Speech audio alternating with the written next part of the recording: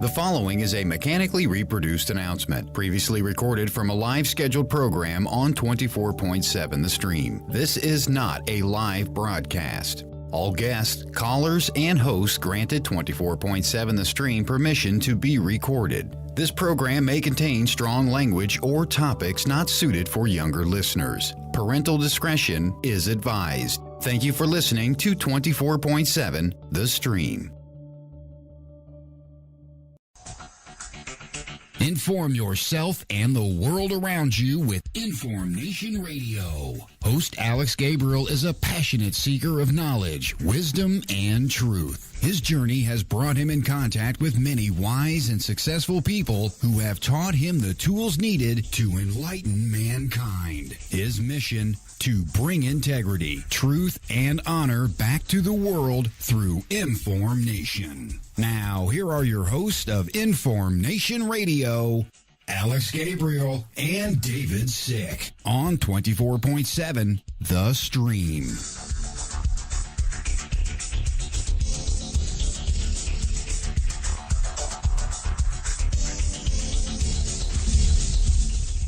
Welcome back to InformNation Radio. I'm your host, David Sick. Today is February 22nd, 2016, and it is already almost springtime here in Chicagoland and across the Northern Hemisphere. Hope all of you out there are enjoying the warm weather and the almost spring the early spring that the groundhog projected. I'm happy about that. The last couple days over the weekend here in Chicagoland, it has been beautiful, almost 60 degrees, and I love it. I mean, I can't complain at all. I'm a fan of warm weather. I hope most of you are. The cold has its appeal, but personally, I'm more of a fan of warmer climates. I would like to move to a warmer climate, but I think Chicago offers just the best of both worlds. How about you? Does your city, does your town, does your state offer the best of both worlds? I hope so. If you missed any previous shows and you would like to hear them, go to InformNation on SoundCloud.com. You can find all of the up-to-date shows right there, ready to go, on demand. From anything from You Are What You Eat, to the rise of socialism versus capitalism, to AI, to self-improvement. What else have we done? The allegory of the cave. Everything. The education system. If you're interested in any of that, check us out on InformNation on SoundCloud.com. Also, follow us on Facebook and follow us on Instagram at InformNation. All up-to-date posts about the show, about things we're thinking about, will be right there on demand on Facebook and Instagram. I'm going to start out today with a quote of the day. And I think this is a pretty good quote that really emphasizes kind of where we are in this position in time. Us as a human race have been through a lot. We've been through the Great Flood. We've been through the building of the pyramids and the Great Wall. We've been through Rome and the rise and fall of that. We've been through the discovery of the New World and the discovery of the world itself. And we've even come to the point where we've really almost discovered ourselves. I say almost because the discovery of the self is a part of today's show. Today's show is going to be titled The Human Condition and what it really means and where we are at this point in time. So I'd like to read this quote because it really emphasizes where we are as a species. This is from Bill Cooper in his book entitled Behold a Pale Horse, published in 1991. And the quote is thus, quote, "Like it or not, everything is changing. The result will be the most wonderful experience in the history of man, or the most horrible enslavement that you can imagine. Be active or abdicate. The future is in your hands." End quote. When I came across this quote for the first time, it really, really did strike me, because it's something that you hear over and over and over again, but actually really getting to it and understanding it is something deep. And that's what I want to talk about here today, is the human condition. Where are we as a species, you know? Where have we gone? I mean, where have we come from? Where are we going? Isn't that the one big, great question we have to ask ourselves? We always want to know where did we come from? Where did the human race originate? Where did it start? But the question we really have to ask ourselves is, where is it going? And how does us as humans on this great stage called life affect that? What do you think? 630-445-1213. I want to get your take on it. Also, go to www.247thestream.com. Go to the listen and chat page. Join us in the chat room. And Cindy will be in there posting all of the great stuff. And I really want to get your take on what's going on. Going back to this quote, let's break it down a little bit. Like it or not, everything is changing. I agree. I mean, everybody can agree on that, right? Everything is changing. Every day, something is changing. And that's a sort of a good thing, right? Just like with what's going on right now in the beginning of spring, the seasons are starting to change, right? We're coming from winter. We're going into spring. We'll eventually go into summer. Summer will then fade into fall, and then down and out into winter again.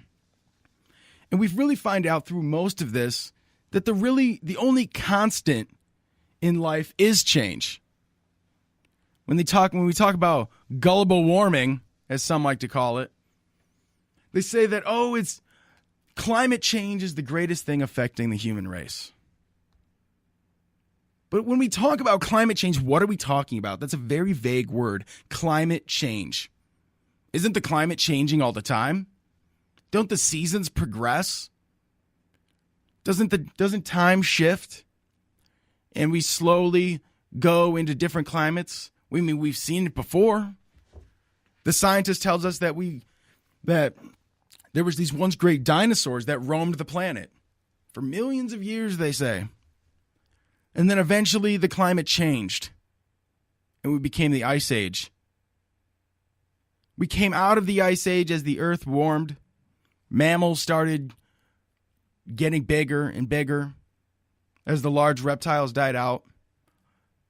And this great thing came into being, which is man. And henceforth, man has always been in a struggle against itself for control over his surroundings.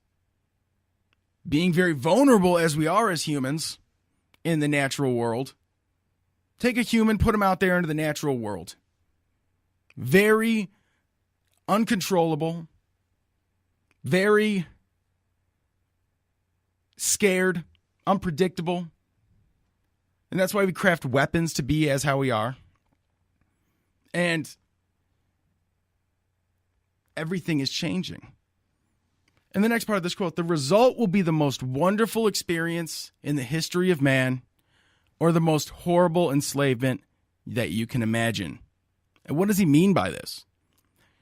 He means that through the progression of time and advancement in technology, we've come to this point where the modern world we have advanced medicine, we have clean water, clean food, clean surroundings around us, or the most horrible enslavement that you can imagine. Now, progressing down this line, we've given more and more control over everything to a supplemental body. People refer to it as a government. Now, when we give this control over this government, we've abdicated, in the next line, be active or abdicate. We've abdicated control of our own lives and the control over how we, then in the direction of our own lives, over to this clandestine third party. And where has that really brought us? Has that brought us to a most wonderful experience in the history of man? Or will it eventually lead to our enslavement? And in the end of this quote, he says, the future is in your hands, and it truly is. As human beings, we have the capability to enact our own future. They say what you believe is what you perceive is what you believe and enact. And that's how humans being. We think, we have the ability to reason, and we can enact our beliefs and our reasonings out into the world to change them. How do you feel about that? Moving on, we have a big story going on right now. And it's been all over the news, depending what news source you actually look at. And it's Apple refuses a court order. Now, what is really going on with this? The main story is the FBI wants the encryption keys to an Apple iPhone that the suspected shooters used during the San Bernardino shooting. But doesn't the FBI and the NSA already have access to phone data already? Didn't Edward Snowden, everybody remember him, come out and release that what they call traitorous, even though that man wasn't a traitor at all? Didn't that man come out and say that the NSA has been spying on the phones and using all the data and the encryption technology to aggregate a large metadata of all the metadata used within phones, emails, everything else?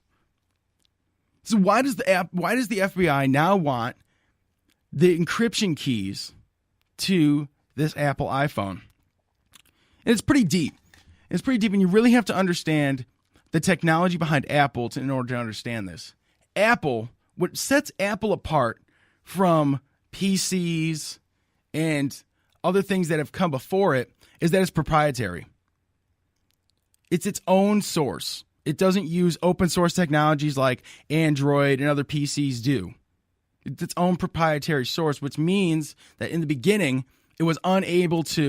hackers were unable to get into it, leading to better products and more safer software. But as Apple has grown to as big as it is today, one of the largest corporations ever, we've seen that it's being penetrated due to its large size. Now, going back to this FBI wants the encryption keys. I will say that the bad part about this is that once the FBI has the backdoor keys to Apple software, can it then be hacked by other interests who hack the FBI database? Come on now. You can't say that the government FBI servers aren't already been hacked. Okay, we know Anonymous is out there hacking hacking major servers. This is common knowledge. And even black hat hackers are hacking servers. People have been hacked before. You go on certain websites, you click on this, and boom, all your information is stolen. They're demanding money. So how does Apple protect itself from this FBI encroachment on its proprietary servers?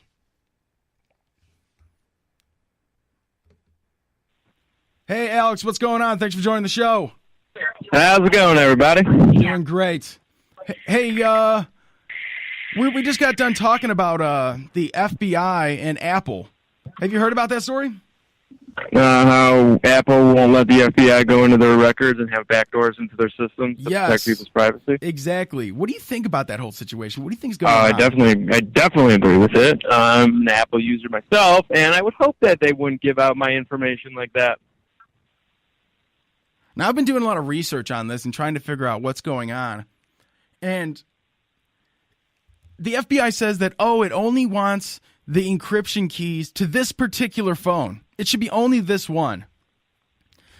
Now, how do we know already that the FBI is not going to use those encryption keys to go into all iPhones and all of Apple products. Yeah, I've read that article. That's what they're saying, and I don't believe that the FBI would just be like, oh, we're going to use it for one phone and not use it for other phones. They're sneaky like that, and right? They'll use anything to their advantage. Exactly. I mean, that's the exact same reason that we're almost in this predicament.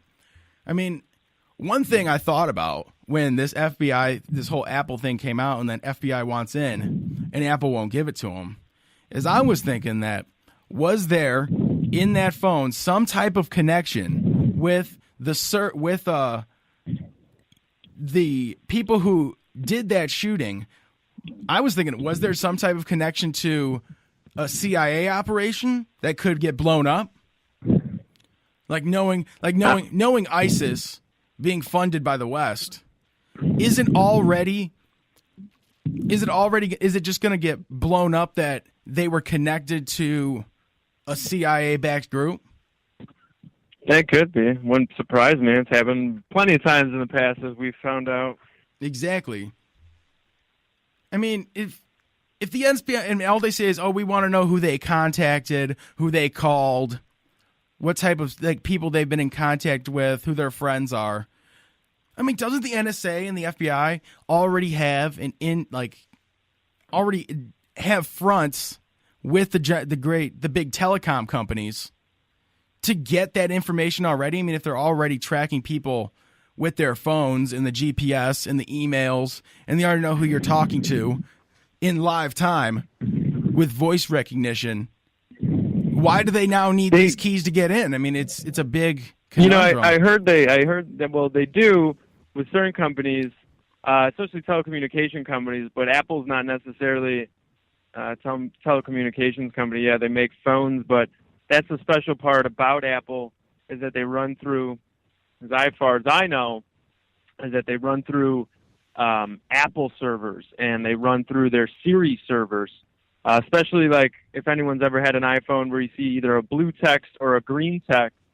The blue text means you're running through Apple's, and the green text means you're running through, either your telecommunications company or Android or whatever it may be. Oh, wow. I didn't know that. I didn't know that. See, I don't have an Apple phone or Apple products. Yeah, so it's usually when you're connected to an internet that you're allowed to send it, and it doesn't use your data either then. Is it like a Wi-Fi source? Plan. Is it like a Wi-Fi? Yeah, so it doesn't use your data then to send any messages or anything like that. And then you could tell if a person has an iPhone or tell if they have an Android. But I heard this in the past before, that they wouldn't let something else in. There's another story that Apple wouldn't let them in as well either. And I know the CEO was saying that Steve Jobs would want the privacy, and Steve Wozniak says, well, I support the privacy as well too, because that's what makes Apple Apple, is that we're private and nobody can hack into our stuff, and we have some of the most secure servers in the world. Exactly. Now, if they let that go, and this story leaked out that they let the FBI in through backdoors and encryption codes, who knows if that encryption code leads to other phones being able to be unhacked, not just the one. If they have an encryption code for one phone, they certainly as hell might know how to break into other ones, as far as if they already have one. And then secondly is that they will lose money by doing that. It's not good for the company. It's not good for money. People like their privacy today, especially in a world where you don't have it anymore. And if Apple can't secure that for you, what's the difference of now going with Apple than it is Android? That's what's special about them. And so I think the board members and everything that work for Apple would definitely say, hey, do not do this. We don't want to sacrifice our name and our brand loyalty to just some governmental program to hack into phones. Oh, I fully agree. I mean, I even found this article here. This is from MSN. Apple unlocked at least 70 iPhones before this refusal. It goes on to say that Apple is fighting the FBI over a court order requiring the tech giant to unlock a terrorist phone. Okay, obviously the wording there, terrorist. But it appears that the company had no problem breaking into at least 70 other protected smartphones in the past. It says unlocked dozens of iPhones at federal investigations request between 2008 and 2015. So, and then it says here, Apple refused to unlock an iPhone that belonged to an accused New York meth dealer in October. Months before, CEO Tim Cook cited privacy concerns as he pushed back against Tuesday this court order that helped FBI agents hack into a cell phone used by the San Bernardino shooter. So there's something really big going on with this. It wouldn't. I mean, if it says that Apple did this at least 70 times before this one has to be refusing. Yeah. Before this refusal, it unlocked at least 70 iPhones before. So it did it, but now it's refusing to do it.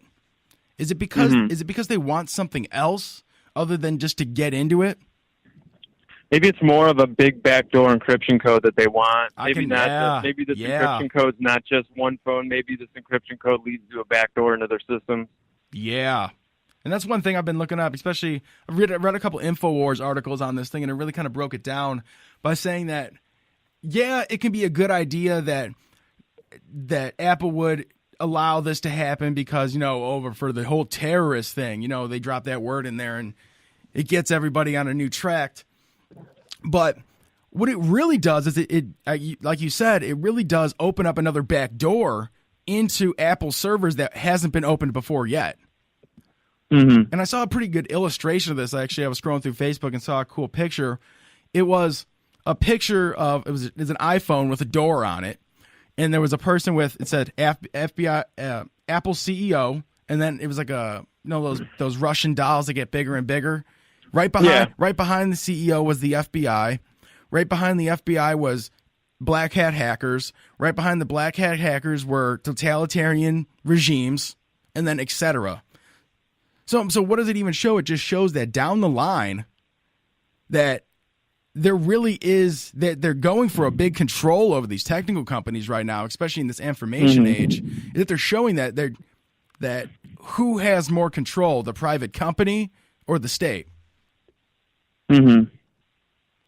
It almost would be as far as like how psychologists and doctors have to keep your records sealed and don't let them out.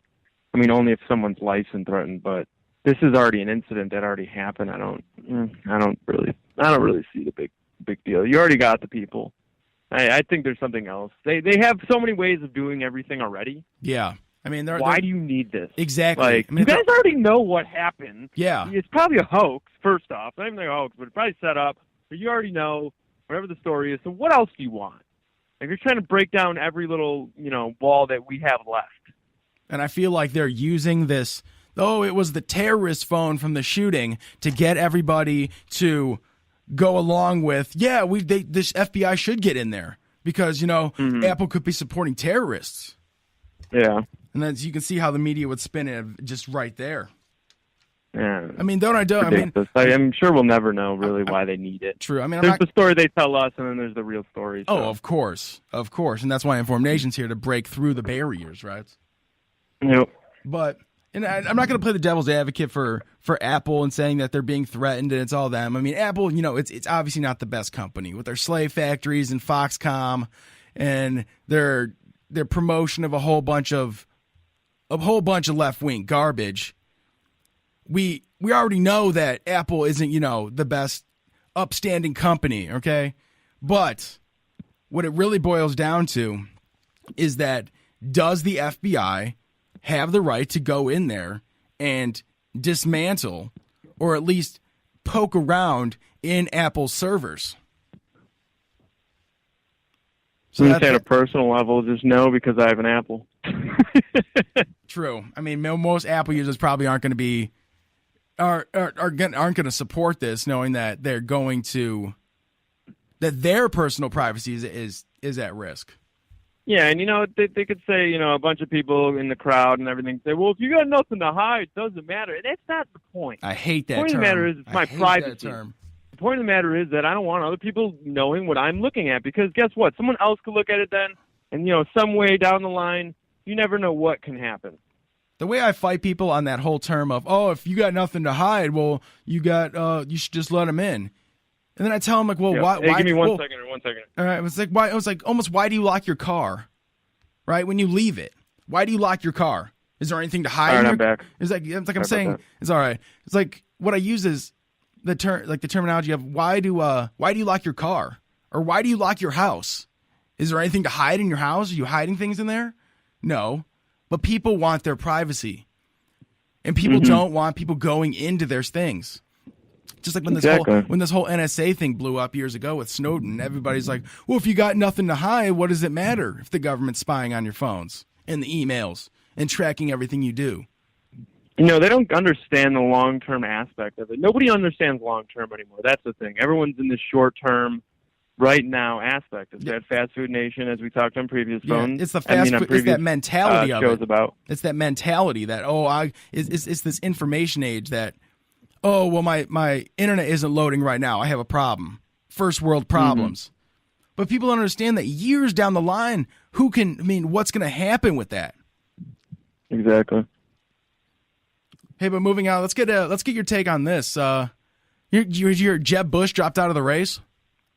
Yeah, I heard about that. Didn't Trump make some accusations or something about 9/11? The Bush family? Yeah, actually, Trump came out and said he's to expose 9/11. And if you heard that, that's crazy. Did you hear that clip? Did you hear that clip? He's like, well, if you read those heard about those 28 declassified pages, right? I have not looked into the subject too much lately. I only heard couple headlines. I think it was a couple years ago or a year ago. They came out after the 9/11 Commission report came out, which was just here's the mainstream media narrative of what happened on 9/11. The 28 redacted pages finally got declassified, and it exposes in there who exactly ran 9/11 and why exactly 9/11 was run. And Donald Trump actually came out and said, he's like, well, if you look at those 28 pages, you might find that exactly who did 9/11. He's like, you might find out it was the Saudis and what the government had to do with the Saudis. So honestly, at that point, I got to give Donald Trump credit for coming out and exposing 9/11. Yeah, that's interesting. There's a Stefan Molyneux video on the whole 9/11 thing, and I'm very curious on watching his take on it since he always comes from I saw that, but I didn't get a chance to watch it. Yeah, I'm really kind of interested in watching that. Maybe I'll watch it tonight. Yeah, but anyway, Jeb Bush dropped out of the race. He finally dropped out of the presidential race after the South Carolina primary. After 3 primaries, that man has received 0 delegates.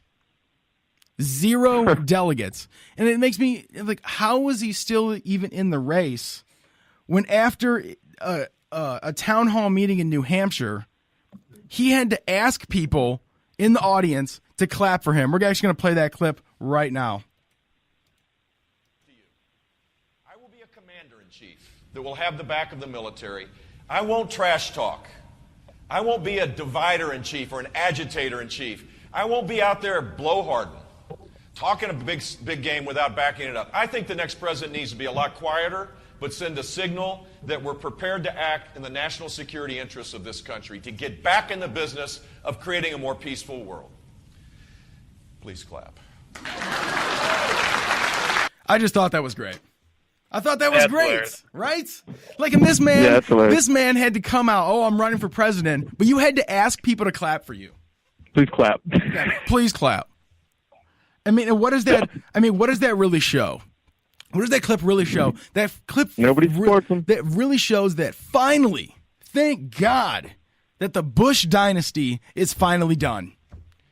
Yeah. These people have been involved for at least 70 years running covert operations in this country, first starting with Prescott Bush, with this whole skull, the whole Nazi collaborator, Prescott Bush, funding the Nazis, declassified Wall Street, funding the Nazis, coming out, and then with his son, whole Skull and Bones member, coming out saying in his speeches, oh, we're going to create a new world order.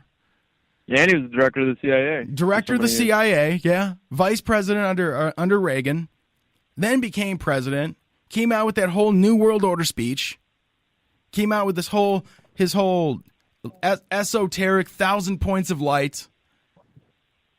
And went now to war with Saddam. War with Saddam, setting up that whole thing over there in the Middle East.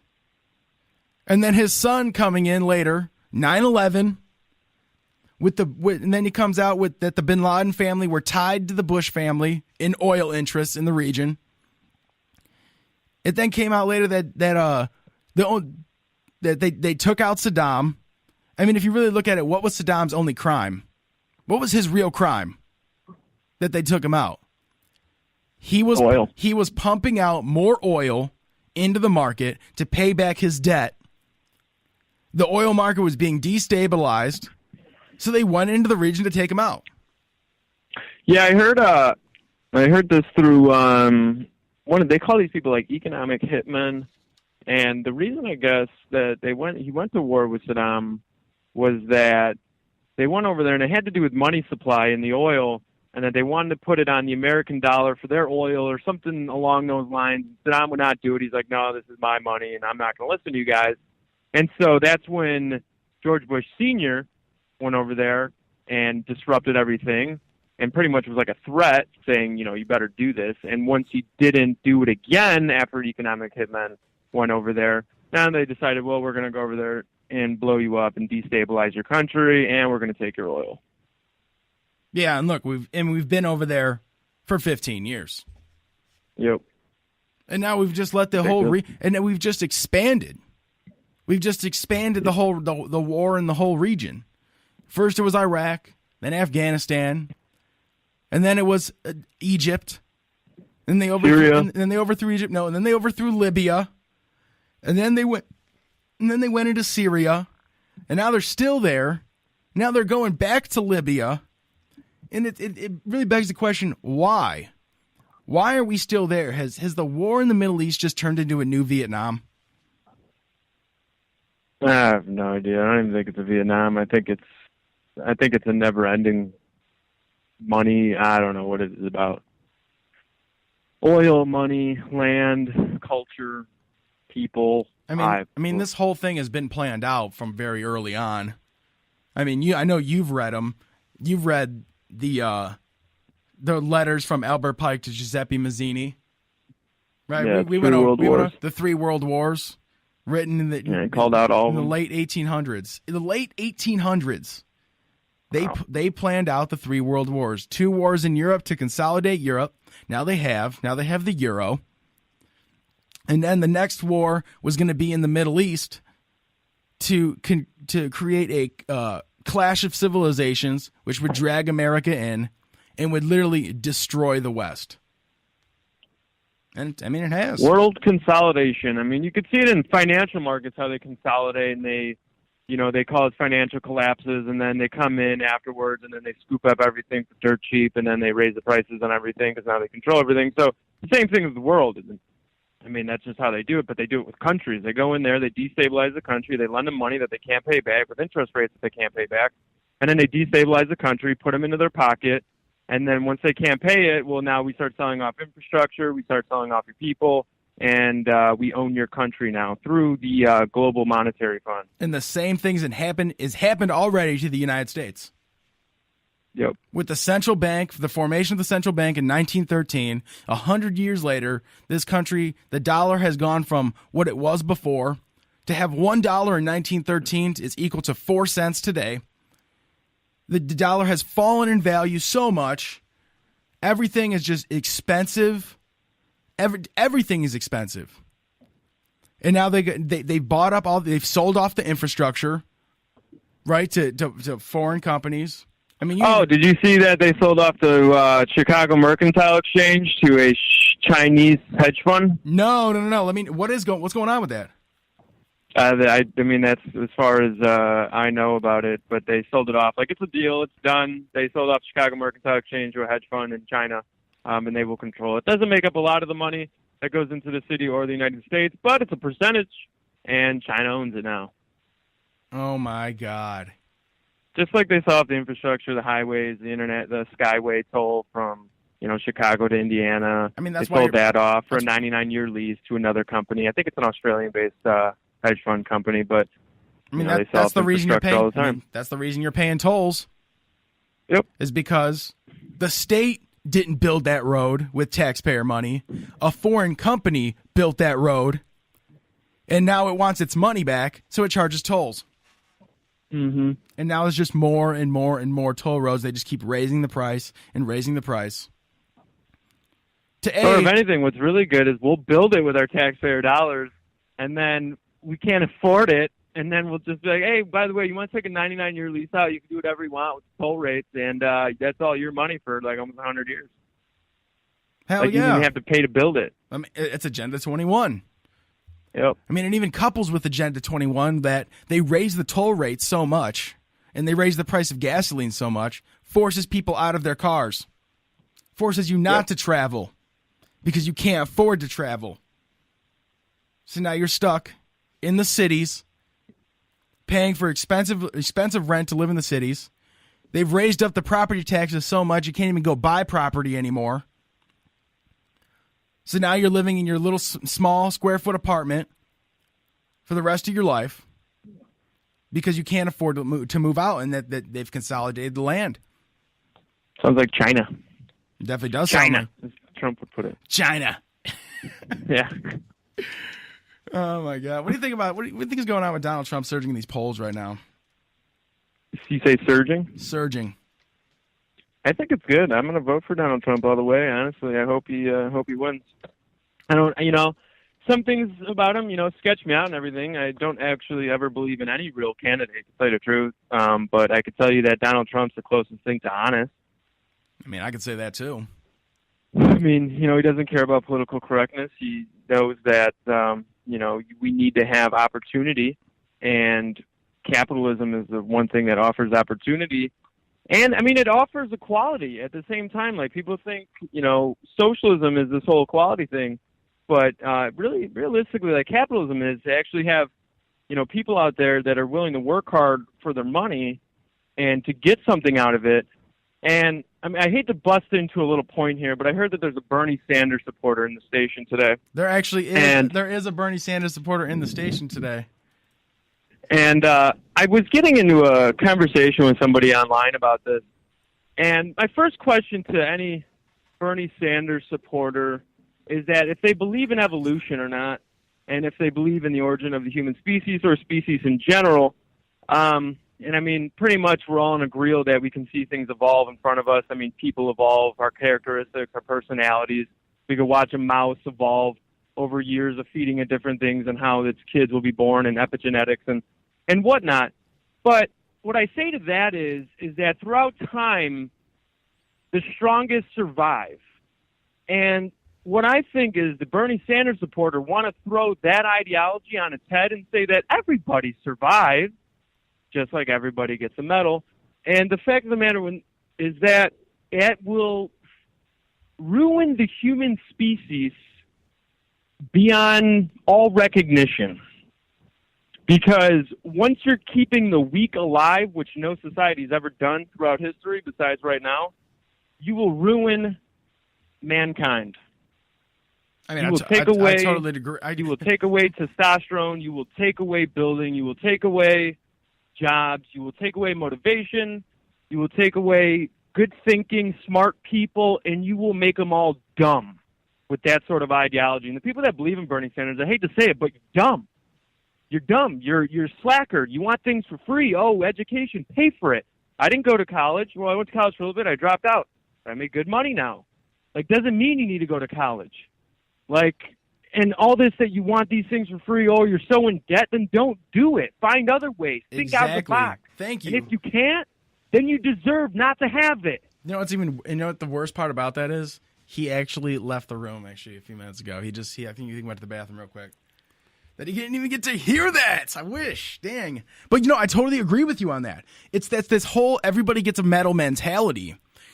It doesn't breed competition anymore. There's nobody struggling to get to the next best thing. I mean, even today's show is called The Human Condition. I mean, what has the human condition really brought? It's been through struggle and adversity that has brought better things into society, like cars and airplanes and cell phones. All of that has been brought through this capitalistic, the best man wins mentality.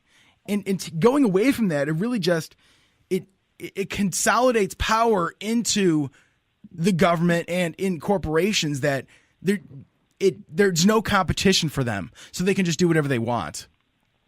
Yeah, it's called slacker. It's called lazy. It's called I'm not going to try hard, so I won't fail, but I'll still get a handout. Yeah. And it's everybody's scared to fail. Who cares if you fail? That's the whole part about it. You're going to fail.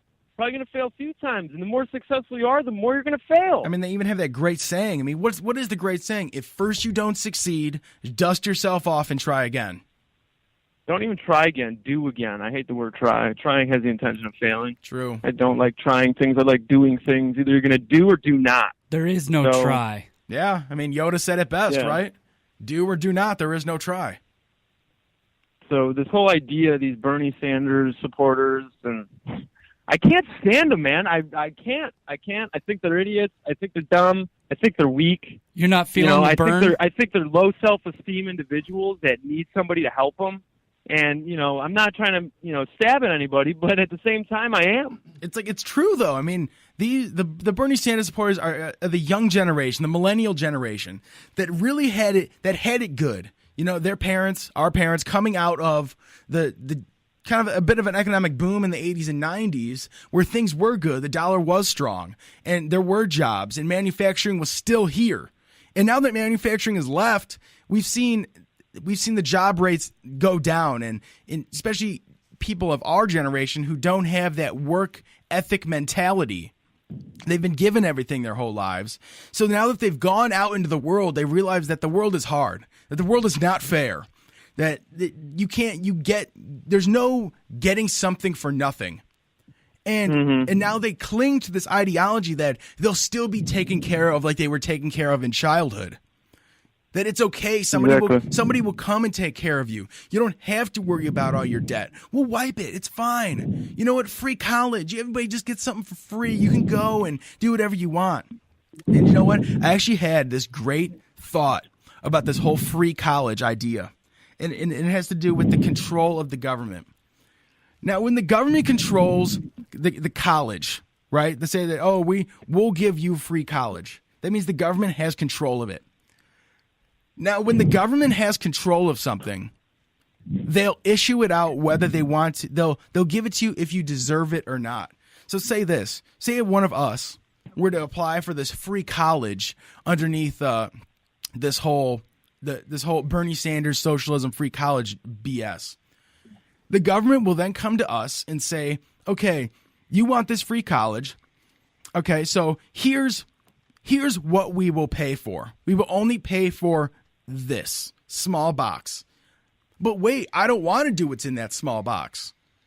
I want to do what I want to do. Oh, no. You're not fitting the bill. We are. So we will tell you what you should learn. We will tell you where you can go to school. We will tell you what you can study and when you can study it. We'll tell you how many classes you can take. We'll tell you that. We'll just give things like that, right? I mean, it's there. Exactly. The ball. They're going to control every part of your life, then. Right. The ball is in their court. The same thing with healthcare. I mean, we already have universal healthcare. It's Obamacare, right? It's a mess. It's a mess. Now, I mean, the thing about your healthcare, and especially the college, just like you're saying, they're paying the bill, so you have to go with their rules. You don't get to go by your own rules or find your own company that suits your needs or suits your rules. But the fact that even with the healthcare, it's like, well, I want to choose my own doctor. It's like, no, that doctor doesn't go with you. You got to do this, or you have to take these tests in order to get our healthcare. We're like, I don't feel comfortable taking this vaccination. Well, then we can't cover you. Yeah. And it's like, oh, well, I need these shots for you in order to cover me, like, or you guys won't. Oh, then I got to go pay $700 to get out of your Obamacare? And that's the same thing with that, too, is that, everybody wants free health care. But when the government comes in and says, oh, yeah, we'll give you this health care, but you have to be within this certain boundary. Oh, you smoke? Oh, you drink a lot? Oh, you don't eat healthy? You don't exercise as much? We're not going to cover you. It's BS. It's BS. But actually, we have a guest in here today. Hello, Matt. Speaking. What's going on, Matt? How are you doing today? Doing fantastic. Welcome to the show. Thank you. Pleasure to be here. Now, I heard through the grapevine that you are feeling the burn. I am. I am feeling the burn. Yes. Can I ask what brought you to the Bernie camp? Oh, well, actually, it was a combination of different things. One being that I took a lot of economics courses in undergrad and studied bubble markets especially. And really, what my focus was on was the 2007-2008 financial crisis. And what brought me to really appreciate Bernie was while that was going on, there were several different C-SPAN little snippets that I saw where Bernie was addressing exactly what was about to happen. And he saw the writing on the wall, as many people did, especially within AIG, Citigroup. They all knew it was coming. They all knew it was going to happen. And while so many people were doing what they could to further the interests of investment banks and the consolidation of the banking market into private insurance companies, that was driving further inequality at a rate that we hadn't seen before. And so that really, we had seen it before, but it was the Gilded Age. It was the robber barons, and that's something that really stuck out to me, is that why can't people get small business loans at a reasonable interest rate? Why can't people do anything that they used to be able to do 20, 30 years ago to enter the middle class? And now more and more restrictions are being put in place to that entry. There are more barriers to entering the business world, especially in small business. And so when Bernie started to speak about this kind of thing, it really struck a chord with me. And I feel like the repeal of Glass-Steagall, which granted I am a liberal and I do hold Bill Clinton accountable for that.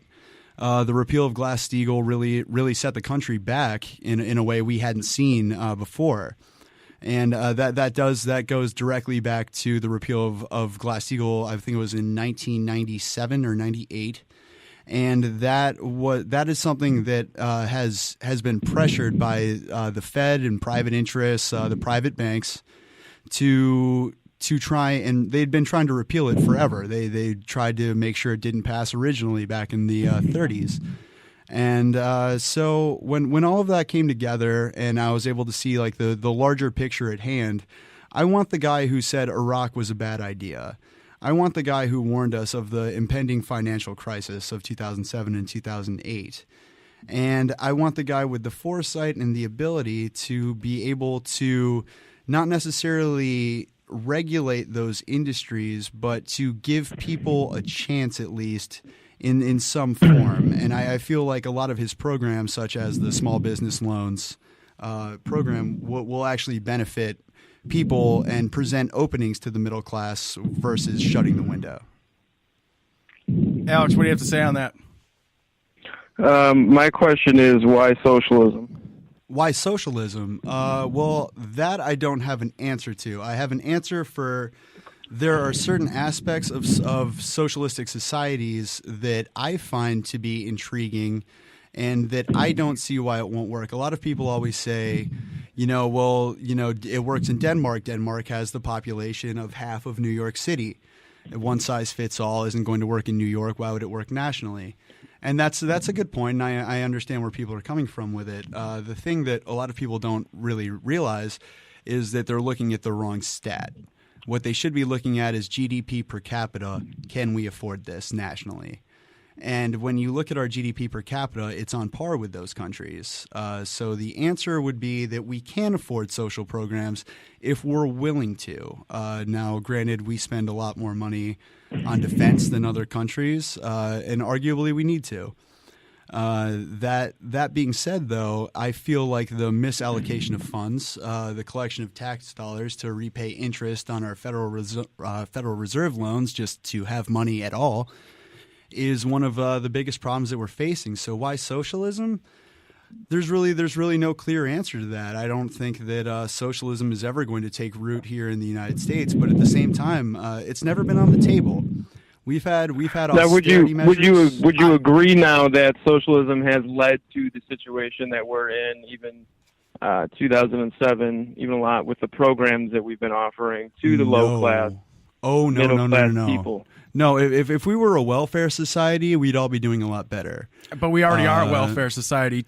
100 million people are already on the dole. 100 million people are on welfare, but their benefits kick after 2 years. And so we're also losing a lot of people off that welfare system, be that unemployment, benefits. Unemployment is not welfare. Unemployment is not welfare. It is. It's social welfare.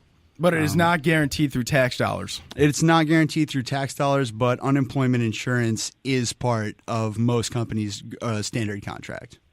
And that is through the company itself. That is through the company itself, which you file for unemployment through the company, and then their insurance will pay that out.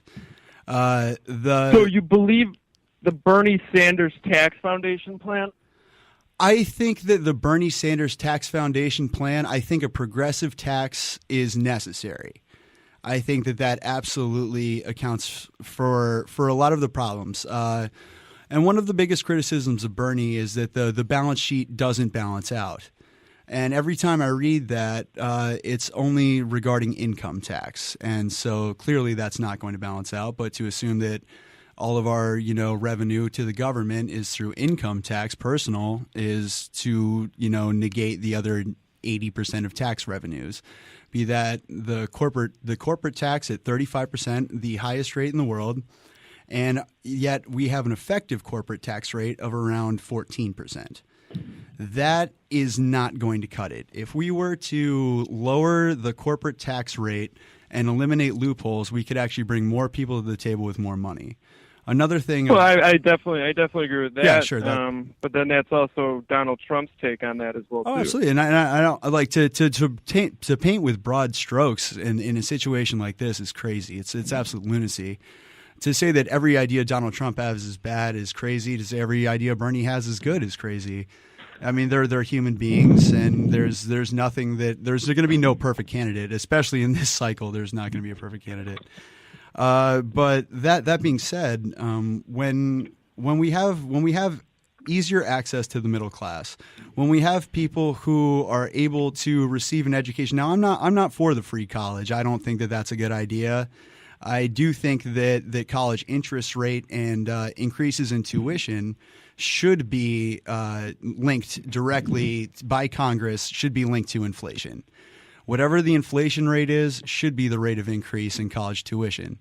Now, when Obama came into office and he decided that to sign the act, what was it, the Enhanced Education Act or something of that nature. What he did was he granted federal loans, subsidized and unsubsidized, at rates approved by Congress to basically help students out so that they could apply for stuff beyond Pell Grants to assist them in going to school. Well, now, like the unintended consequence of that was naturally what you'd assume would happen, which is that colleges raised their tuition rates, through the roof to get more money that was guaranteed by the federal government. And as a result of that, we're seeing that tons of people in the millennial generation can't afford to buy a house. They can't afford to buy a car. And as we all know, I think that those are the two staples of economic health in the United States. We've always monitored our economic health by those two things. And when we have an entire generation of people who can't afford to do that, then what is our economy going to look like down the road? And I agree. I agree that, I agree. I agree to. Okay, you go to. I was going to say I agree with the fact that a large section, especially of our generation. How old are you? 30. 30. Okay, I'm 24. Alex is 25. Yeah, we're all in the same. We're on the same millennial Yes. generation. So we can see that with the leaving with NAFTA and GATT. Shipping corporations and jobs overseas. Right? NAFTA was a nightmare. Exactly. It's destroyed the economic production of the United States. No question. And that's something that Trump gets absolutely right. That is something that he is absolutely right. Free trade has been killing the United States. And that's only going to continue with the TPP, the Trans-Pacific Partnership. That's an absolute nightmare of a document. And yeah, I completely agree, and that's something that needs to be addressed. And I don't know if that's something that necessarily lies within the power of Congress. I think that honestly, the Federal Trade Commission the Securities and Exchange Commission. Those are the governing bodies who really need to be paying attention to that. And they don't necessarily seem to have that oversight. I feel like they don't. Yeah, I agree. I completely agree. They're selling us out. Yeah, absolutely. We're basically, our resources are being shipped overseas to be manufactured into, finished materials, and then we buy them back from, said and it's mainly China and Mexico. It is. I've been to northern Mexico along the border, toured manufacturing facilities who are exploiting NAFTA. And I mean, if you go to Tijuana, they're everywhere. You look at Tijuana 30 years ago till now, the population has increased by about 150% in 20 years. Wow. Because it's a border city, and that's where the jobs are. Is that a big problem to America? Absolutely it is. It has been one of the defining factors in the decline of the middle class in our country. And this is one of the things that I find to be so interesting, specifically about this election cycle, is that we all, liberal, conservative, Democrat, Republican, we all seem to want the same things to happen, and we can't seem to agree on the way in which it needs to happen in order for these things, in order for the cards to fall where they need to. And I don't like the divisiveness of the country right now is startling. I feel like there are certain things that we could do, and all of our candidates seem to be just shouting at the top of their lungs, promising us the moon and back. And that is ridiculous. We need pragmatism more than anything else right now to bail us out of this. Exactly. And when even it comes down to it, I don't think that even a president, even electing a president, will do any good at all. No. The president. People. The reason the president even exists now. I mean, like when you read the actual Constitution and you read Article 2, and you get through the presidential powers, you really kind of come to the realization that this guy basically suggests a budget that he suggests it. Yeah. It's not the budget. He just suggests it, and for the rest of the time he's basically a figurehead to kiss babies.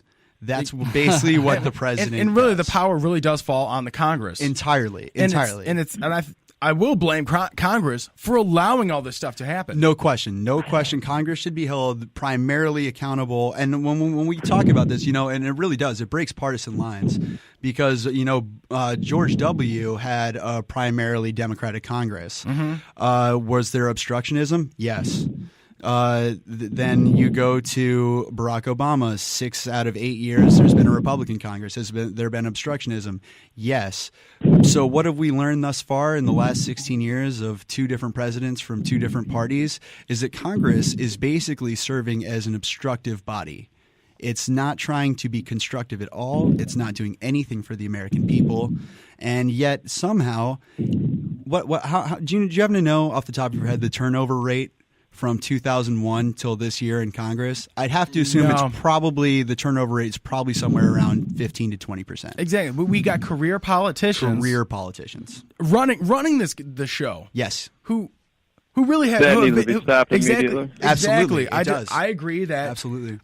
Me and Alex have even talked about this before, as having congressmen even not being paid be involved. It should be a public service. Absolutely. You should be in there for only a certain amount of time, and then you leave. You're done. Absolutely. And if you look back on a lot of our founding fathers, that's how they addressed it. Exactly. And they did it not. They never legislated term limits in the House. They wanted to leave that up to the states. And to that I understand. You don't want to absolve the states of their power, of course. That being said, though, when you look at a guy like Bob Dole, for instance, in 1996, the guy had been a career politician for years. And basically, he got the nomination because he had paid his dues and it was his time. John McCain, same thing in 2008. And every so often we basically run these guys out there for president as basically it's the equivalent of it's a straw man. Lifetime Achievement Award at the Grammys. And for what purpose? What are we getting out of it? We're getting less representation, and we're losing really our voice in our own democracy. That's an issue. Now, like, where are we at now, though, as a country, when our government decides that of the 475 cases of voter fraud, that we should spend $15 million of taxpayer money on a commission to study that, not to solve it. To study it. Yeah, to study it. $15 million of taxpayer money. By the way, that would repave plenty of the roads that are covered in potholes. That could fund schools in an entire district for over a year. And yet we're not. We're every time a problem does arise, we have this knee-jerk reaction to want to throw money at it as if it's going to solve the problem. And it never really seems to. We spent, I think it was $25 million 2 years ago, where we had the National Association of Civil Engineers. And we spent $25 million for them to tell us that we needed, I believe it was $7 trillion worth of repair to the United States infrastructure. Wow. Where are we going to come up with that money? What are we doing? I don't know. But it does also bring up again the Federal Reserve audit results, which was probably the most important story of the last 10 years that nobody ever talked about. So you agree with auditing the Fed? Oh, entirely. You know, we're going to come back. We're going to break down this a whole lot. Matt, you're a smart guy. Thanks. I like the way you think. We're going to be back here right on InformNation. We're going to break down what's the cause of socialism, why is it rising, and where did it come from. Back in a few minutes.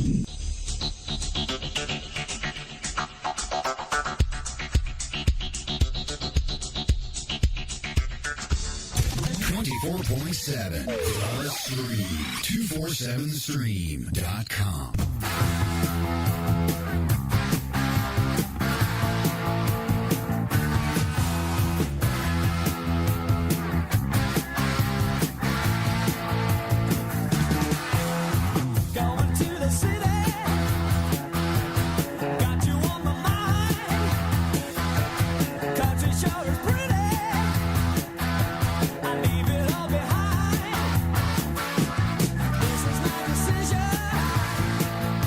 I'm coming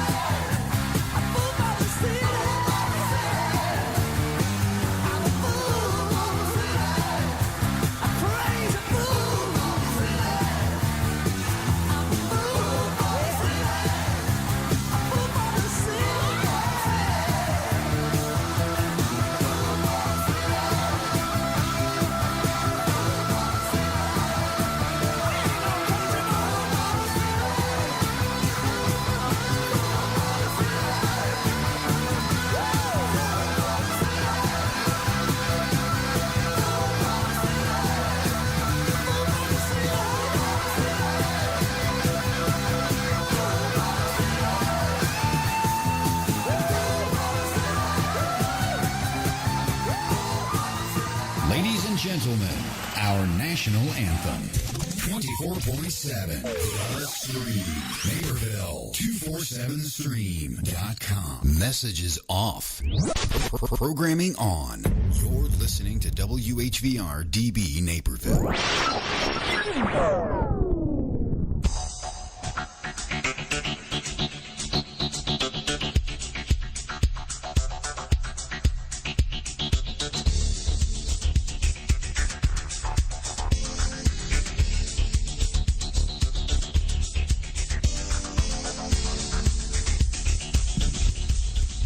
Welcome back to InformNation, second hour.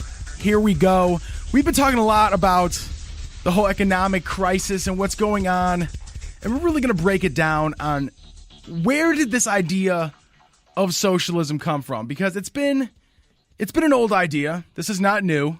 It's been an old idea. It's been enacted for upwards of almost 70 years. I believe it was 1870s. Yeah, even earlier with the Communist Manifesto. Sure. And I want to read out the 10 demands of the Communist Manifesto because I've been talking about this for a while with people, and people don't agree, and people don't even believe me that the 10 planks of the Communist Manifesto have already been enacted here in the United States. And I'm going to read out those 10 planks, and we're going to break down every single part. Step 1, abolition of private property. Abolition of property in land and application of all rents of land to public purposes. So they've already abdicated private property with property tax. So you don't own your property. You pay property tax, which is basically rent. That's why whenever you want to build something on your property, you have to go to the town and get permits and get citations and only allowed to do certain things in your property. That's why you're not allowed to leave your Christmas decorations up. That's why you're not allowed to leave your garbage cans out. Like my family knows. And my neighbors, actually, funny thing, we put our garbage can, actually my neighbor did, put their garbage cans out, one at 3 o'clock the day before garbage day. Our garbage day is on Thursday. On Wednesday, they put their garbage cans out at 3 o'clock. The cops came around and gave them a ticket. What? You know why? Because the time to put your garbage cans out is at 4 o'clock. Wow. There you go. Wow. No freedom. You can't even put your garbage cans out. Why? Because you don't own the property, and the state owns the property. You pay tax on it. That's why. And here we go. We were talking about before. Demand number 2, a heavy progressive or graduated income tax. Before 1913 in this country, there was no income tax. With the start of the Federal Reserve, we started paying income tax. And taxes was not on income. It was on property and things you own in like corporate taxes. Yep. But now with this income tax, it's now robbed everybody of money. And that is a federal income tax. There were state income taxes. Yes. State income taxes to pay for the state. Yep. And that's what this country was really made on. It's states' rights, not national government rights, federal rights. But we decided that in the Civil War. That we did. That the federal government is trumps state power. So, have you out there saying that the Civil War was for slavery? No, it was not. It was for states' rights. Right. Slavery was a good propaganda piece to get it all going. Number 3, abolition of all rights of inheritance. How'd they do this? Inheritance tax. So that's how money is not being allowed to spread through the generations. When you die, your assets are seized to pay off all your debts.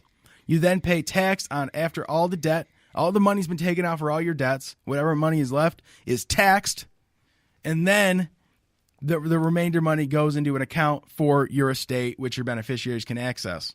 In fairness, though, the biggest proponent ever of an inheritance tax was Thomas Jefferson. Really? Yes. I did not know that. He felt that it was the most important part to establishing a firm meritocracy.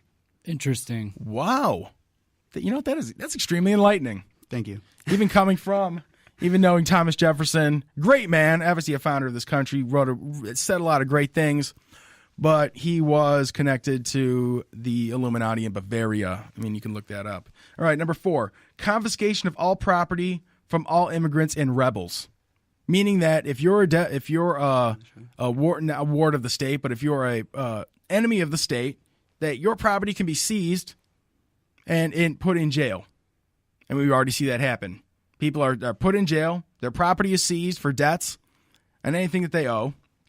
And then their property is either distributed through the state. All right, number 5, centralization of credit in the hands of the state, the Federal Reserve, by means of a national bank or state with state capital in the exclusive monopoly. There you go, right there. This is the Communist Manifesto laid out in 1848, the establishment of the Federal Reserve, and what it's done thus far is history.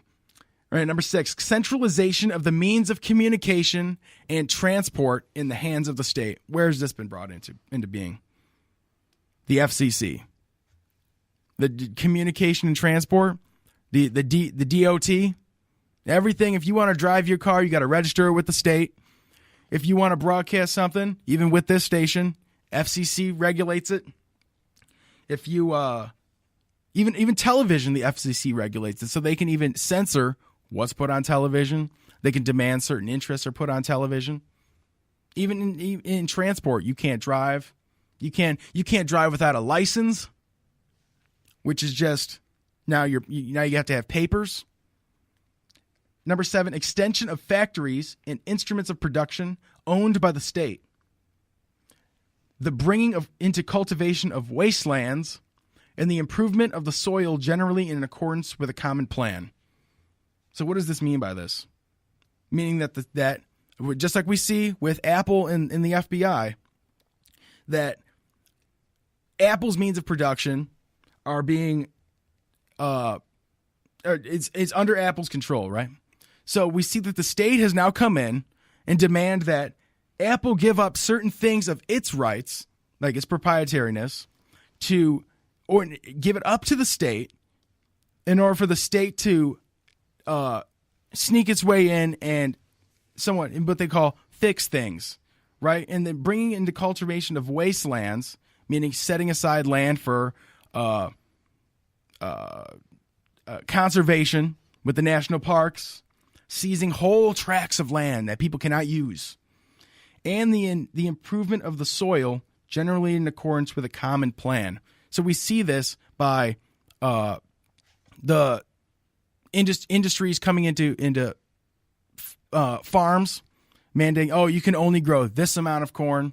You can't have any other corn grown for anything else. The state owns your land with property taxes, so they tell you what to grow, and because you get subsidized for it. Yep, farm subsidies. Exactly. Number 8, equal liability of all to labor. Establishment of industrial armies, especially for agriculture. We just talked about this. Yes, this is the modern means of production. The modern means of production by having the state regulate or even subsidize. Yeah, subsidize mainly. With the means of production. Number 9, combination of agriculture with manufacturing industries. Gradual abolition of the gradual abolition of the distinction between town and country by more equitable distribution of the population over the country. Now, I really have nothing for that one. I don't know. They're like, for instance, when a town gets dissolved into the greater county, that's exactly what that's talking about. For instance, there was a town in Virginia, in central Virginia, in the county below me in Louisa, where its population dipped below the census equivalent of a town. Mm-hmm.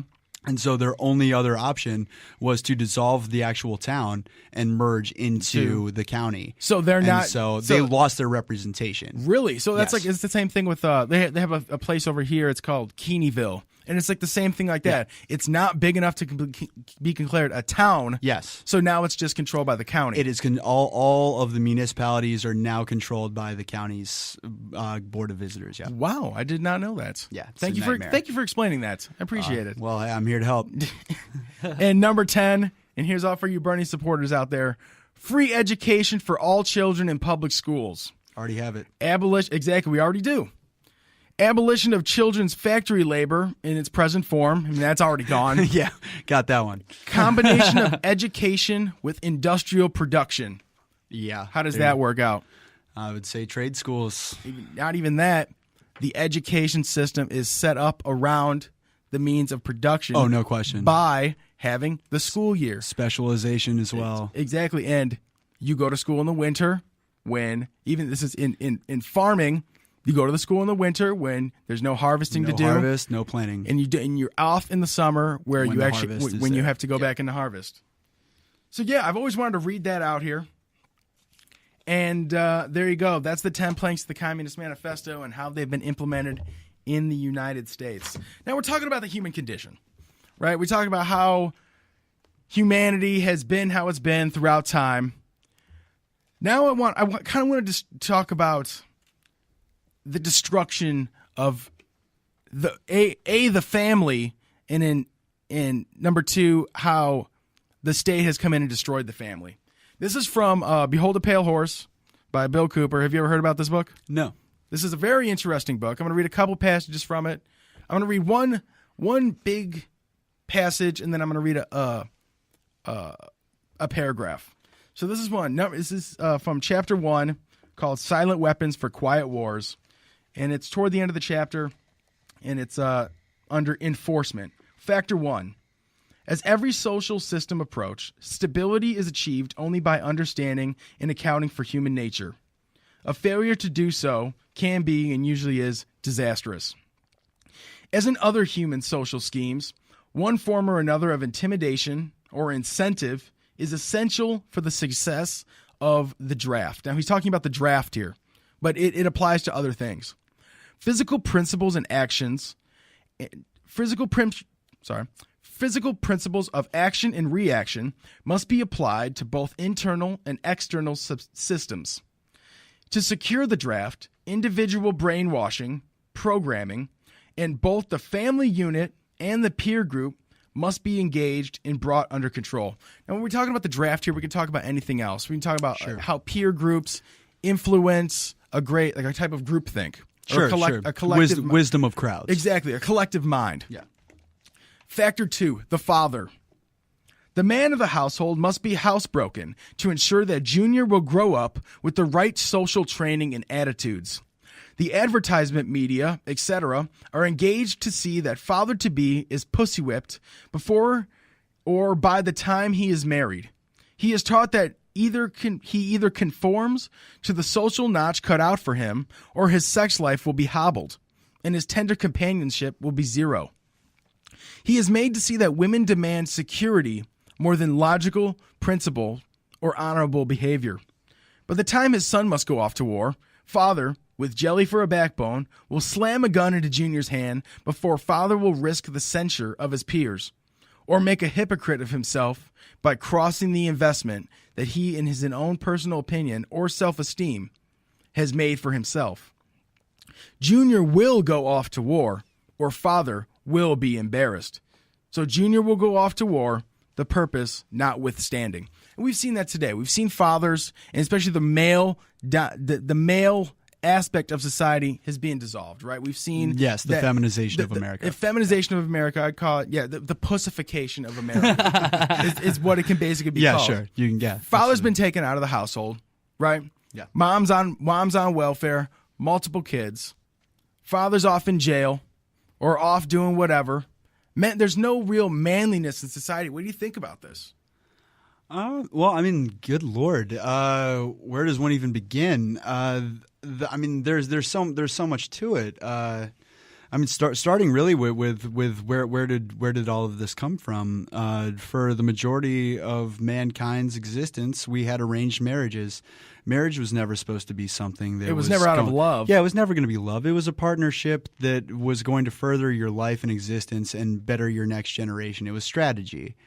It had nothing to do with love. And I think that one of the things that we're definitely brushing up against now, especially ever more so with our social media and whatnot, is that we have the ability now to actually see what is out there all the time. It is so much harder to commit now because we're such an instant gratification society now that we say, well, my wife was good enough for me yesterday, but what about today? Yeah.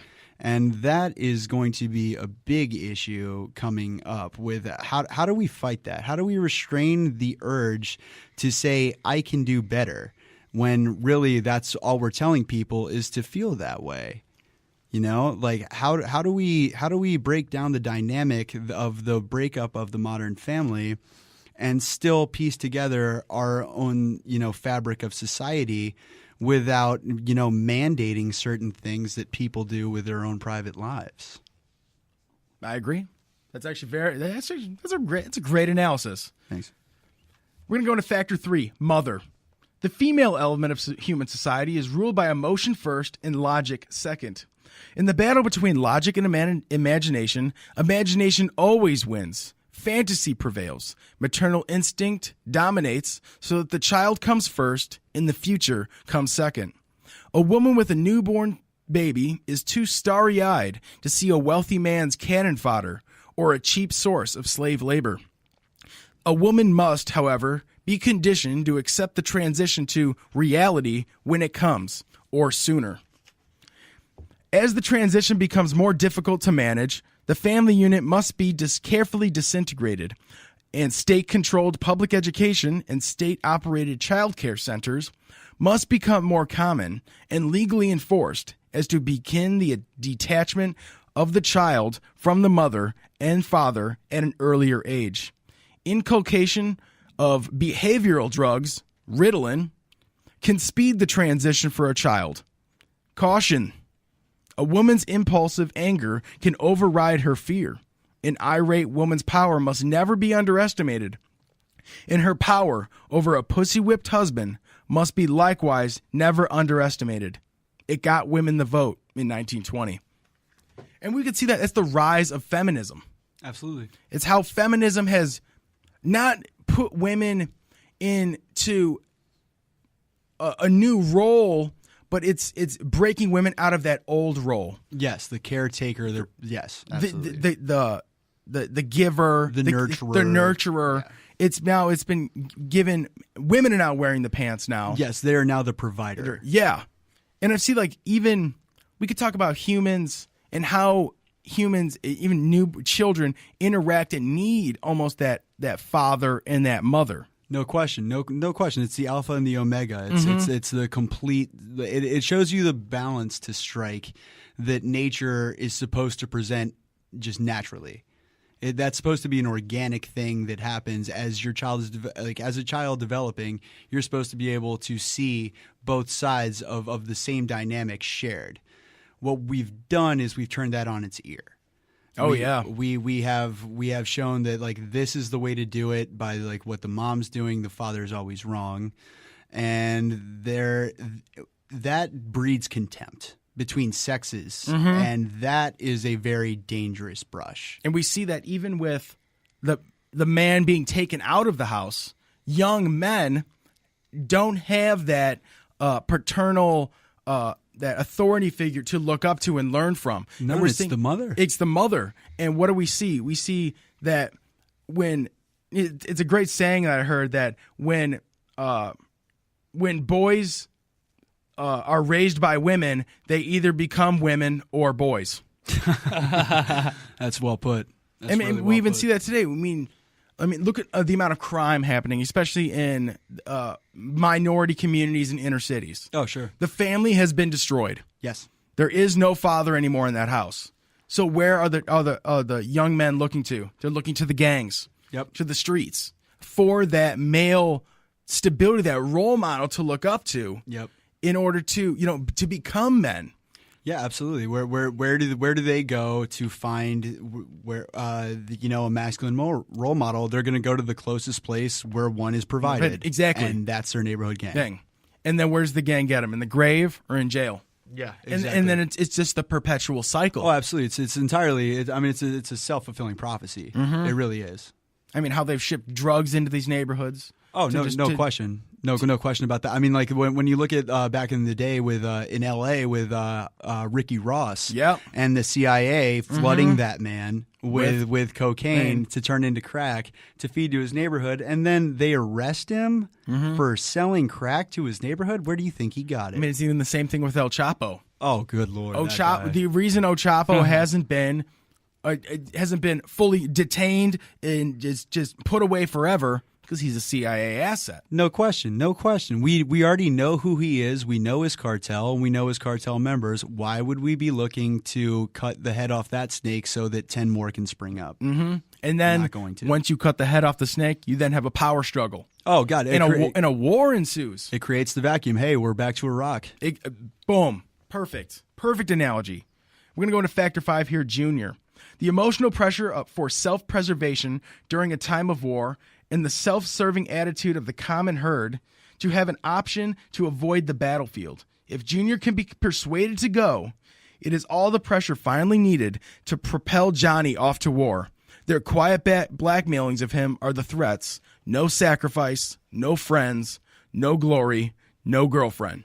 And we see this even with young men today. They're being pressured to be put in certain social situations all the time, to either to go to war, to fight for this cause, to join this group, to join that gang. Absolutely. And if it's not in entering into armed service or something like that, it's the pressure for Johnny to join the football team. It's the pressure for him to partake in some kind of socialized action that is a simulation of war. Mm-hmm. And all of that is to basically build into that subservient mindset. And I believe, and I've talked about this plenty before, that sports, especially American football, is there to provide a warlike simulation for the male brain, because men are, we're so pussified, we're not going to go off to war, right? Oh, not with that attitude. Oh, we're not going to, yeah, right. But people, they don't. There's no fight anymore. Yeah. There's no struggle for people to encounter, so they turn that struggle into, and they put it off on the sports. Yeah, and we're saying, oh no, it's just a game. No, it's a simulation of indoctrination. Thank you. And it's this, and I've called this many a times, and people don't even believe me. It's soap opera for men. Oh, easily. I mean, we'll just look at and go ahead and watch the opening NFL game this year. It'll happen in Canton, Ohio, as it does every single year at the Hall of Fame game. And what are you going to see? You're going to see America the Beautiful. You're going to see My Country 'Tis of Thee. Mm-hmm. You're going to see our national anthem. You're going to see the flyover by our jets. You're going to observe a moment of silence for our military and armed servicemen around the world. And you have to ask yourself, why does it seem that hockey doesn't do that? Why doesn't baseball do that? Why is it football who does that? Huh.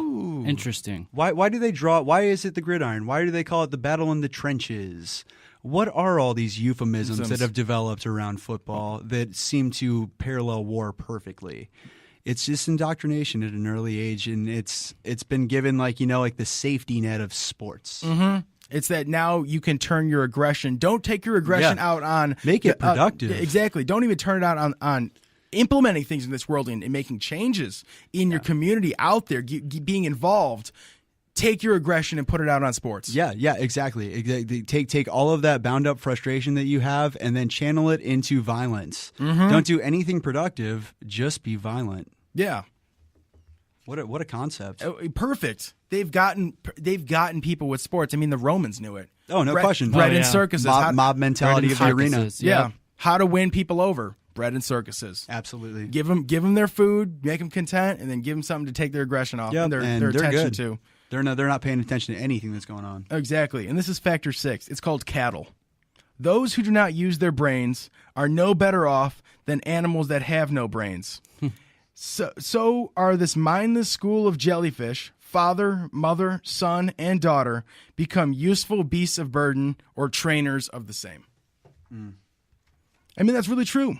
I mean, look at people today and how what we control, the controller class looks down on the rest of us population. Those who will not use their brains are no better off than those who have no brains. And we're just animals to them. Used to fight wars, used for tax revenue. We're fodder. Yeah, fodder. Exactly. and that's Behold the Pale Horse. I'm going to take you to one more. I want to get your take on this. I don't even want to ask this question. I'm just going to read this paragraph, and we're going to take your opinion on it. Okay. The government encouraged the manufacture or importation of military firearms for the criminals to use. This is intended to foster a feeling of insecurity, which would lead the American people to voluntarily disarm themselves by passing laws against firearms. Using drugs and hypnosis on mental patients in a process called Orion, the CIA inculcated the desire of these people to open fire on schoolyards and thus inflame the anti-gun lobby. Oh. This plan is well underway and so far is working perfectly. The middle class is begging the government to do away with the Second Amendment. Due to the wave of crime sweeping the nation, the media will convince the American people that a state of anarchy exists within the major cities. They are now building their case almost nightly on TV and daily in the newspapers. When public opinion has been won to this idea, they intend to state that a terrorist group armed with a nuclear weapon has entered the United States and plan to detonate this device in one of our cities. This is now being set up by the crisis in the Middle East. Well, for that, I have a tendency to I'm all for mandatory background checks. I'm all for not being able to sell guns over state lines. I think that makes sense.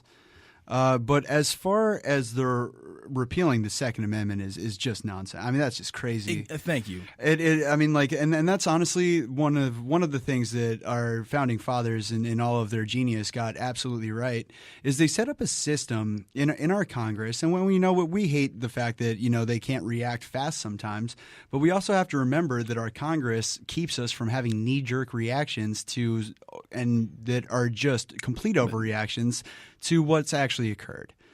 For instance, when people want like mandatory gun legislation to go through Congress and then Congress won't let it and everyone says they're obstructing, let's keep in mind that slow breath of evolution within our own system is exactly what keeps us from making a quick overreaction mistake. It's that checks and balances that allows America to stay how it is. It is, and as popular opinion grows, and as Congress reflects that, probably not, but as it's supposed to.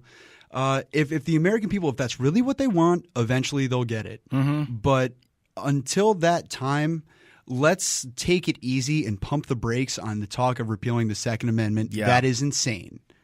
Let's slow down right there. And I think what you're discovering right now is that I may be liberal, but I'm a liberal libertarian. And a liberal libertarian. What gets me on that is,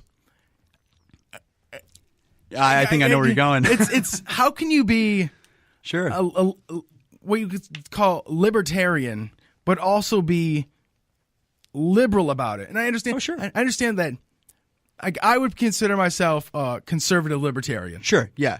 And that's what makes it for great conversation like this. Oh, absolutely. Because we both bring things to the table that we agree and disagree on. Absolutely. And it's been a lot of fun. Let me say that first.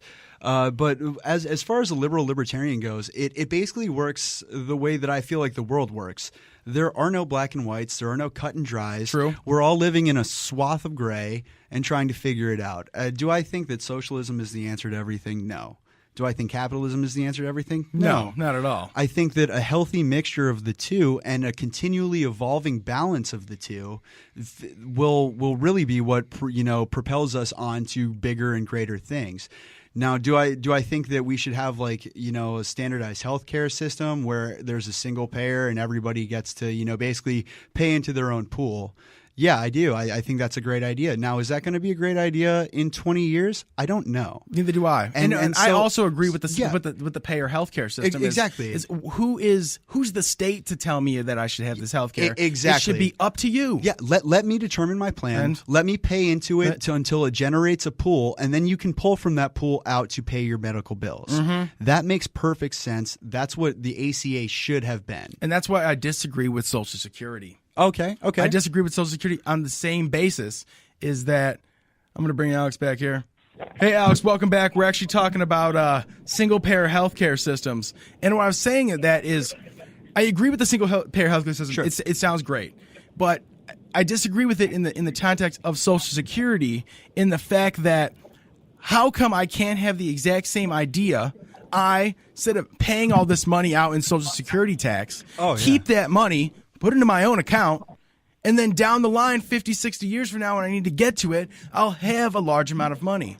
That in and of itself, like I completely understand where you're coming from with that. I totally get that. Social Security is just another form, though, of social insurance. It's so that, like, what happens when you've taken that pool that you've set aside for your retirement, for your Social Security personally, and then all of a sudden you find out that, you know, you're turned 43, you have cancer and get into a car wreck and a flood destroys your home. You're probably going to dip into that pool. You know what I mean? True, probably. Like with our system now, it allows you absolutely no opportunity to do that until you are 63 and you have declared you want your benefits. Mm-hmm. So for that, I think it's a good idea in the sense that it stops people from being compelled to make an irrational decision long term. That I agree with. That I'm for. But I do feel as if Social Security is something that should be not privatized as far as the industry, but privatized as far as the actual person paying into it. Do I think that we should be having this huge Social Security pool sitting there and we're paying out everyone on that? Absolutely not. That makes no sense. And it's destructive. We've seen Social Security, it's insolvent. There is. Social Security is bankrupt. And so many people are paying into this. I mean, look at even the people that – actually, I had a great comment on what you just said, but I totally forgot about it. Say I were to at 43 get into a car wreck and hurt myself, and I would have to dip into that money. I would support that person because it gives that person the freedom to do what they want with their own money. It's not the state telling me what I can do with my own money.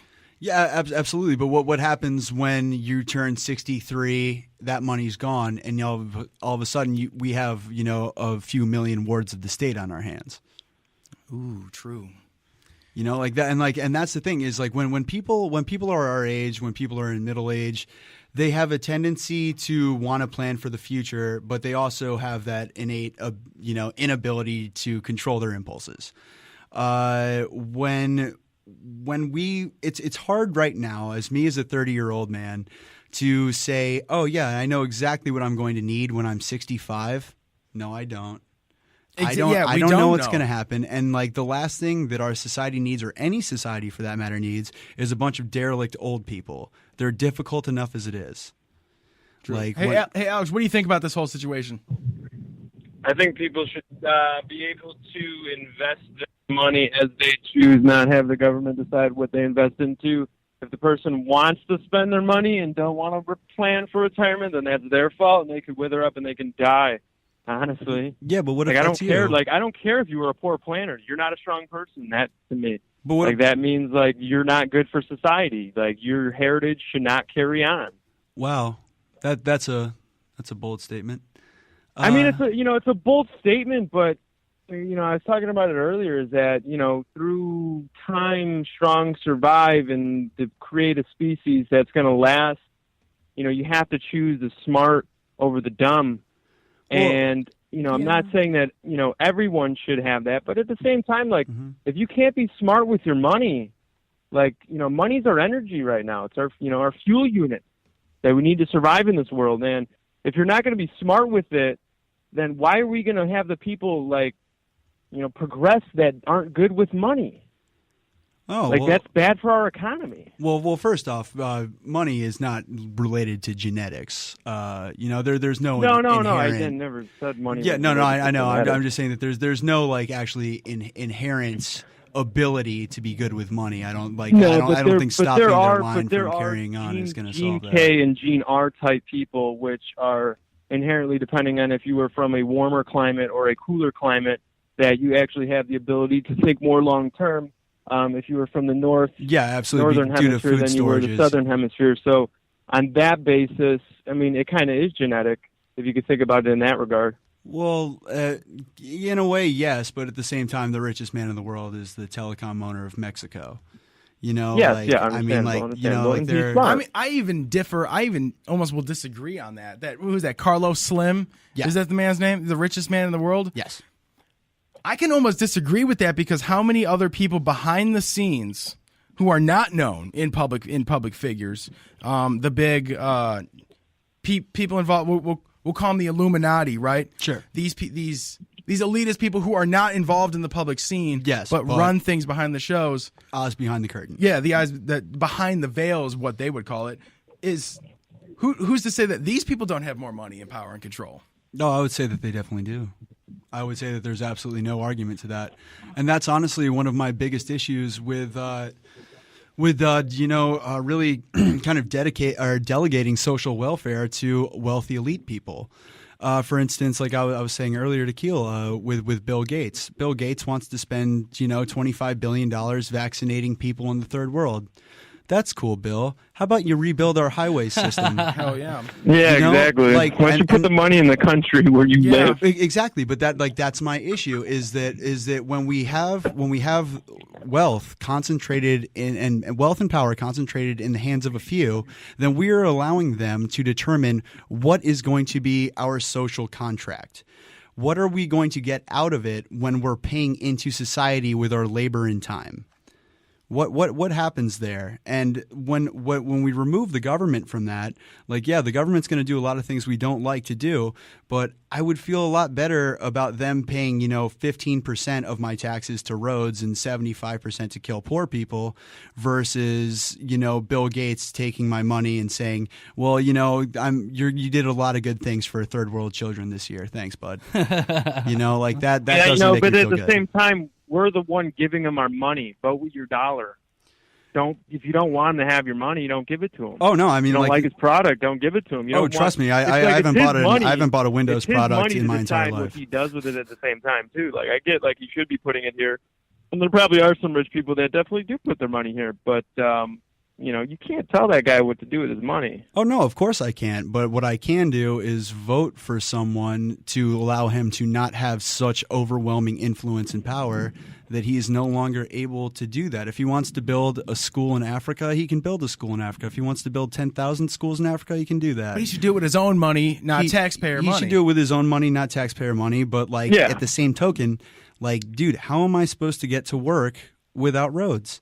How is a company who is, in Waukegan going to get their product shipped to them from Arizona they're going to get that Texas Instruments chip from Texas, and it's going to arrive here how? Drones? And who's going to be paying for those drones? I mean, are we just going to get to the point where everything's owned by private industry and capitalists? Is that really what we want? Now, let me ask you this, though. This is an interesting concept that I have about that. And I'm not saying that I totally agree with this, but let me see what you think about this. Yeah. Is that would you rather give, if you were to sign up for something, would you rather go with sort of the capitalistic approach where, things are privatized and you're going to a private company to, keep your information, or you're doing business with a private company that has a contract with you, like you sign up for your cell phone, this is what we're going to do, these are the fees, this, and this is what we offer you, and, here's a 2-year contract on it. Mm-hmm. Or would you rather go with a government official that doesn't have a contract with you, that can change at any time, and that there's no free market available when the government is owning everything? No. Because they're the only one. The state is the only one in control, and they could change anything at any time. Or if you go the private company, now you have the capitalist approach where now you could switch a company. Oh, well, that company was screwing me over. I'm going to go to this company now. As long as you don't have a monopoly. Okay. Well, to that on everything, I feel like your interest would be better suited in a private industry because you're able to choose in between, long as you have economic freedom and capitalism, not like what do they call that? Sure. Why can't I think of the name of it? A command and control economy. State. A what? Oh, well, a welfare state. Yeah. Well, I'd have to respond to that with another question. Is what's your evidence that you've ever seen a free market? I haven't. I've been looking. Well, honestly, through time. The closest thing I guess you could say to a free market would be something like Hong Kong. Yeah, but even Hong Kong is. It's practically, it's not state owned. It's owned by the people who run the state. Yeah. and the People's Republic certainly likes to send their money there in droves. But honestly, it's one of those things where I don't necessarily disagree with you on that. I think that entering into a contract with someone where the terms are variable and there's easy realm for manipulation, that's clearly not a good deal. But this is actually going to be a little strange. I'm pretty sure I'm the first person to ever do this.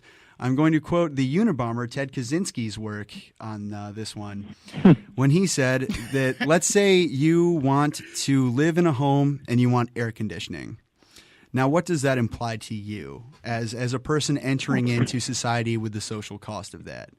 That starts with, okay, well, I need a home, so I need to pay taxes on the purchase of that home. I need to pay property tax for the upkeep of that home, and I need to make sure that it complies with all things. It also means that you have to be part of an electrical grid, which means that you're going to be paying electrical bills. You're going to be tied to it. Your information will be given to a private company and ultimately a public. The public will be able to look at that. So, with all of that being said, where exactly is this like private society that we can play with? Where is that? Like I don't know. I don't. Well, we don't, and I think that's what we need to shoot for, though. Oh, I agree with you, but like at the same time, like we're never going to have a free market because people will collude. That's just what they'll do. What I've found out is I believe the market has been in past before the robber barons came around, right? Sure, yeah, before the older days. So like in the older days, yeah. The market was so free and open that it allowed large scale monopolies to come in and buy it all up. Because you're entirely right about it. It was unchecked. It was unchecked. And since then, what they've called the free market has not been free. No, not at all.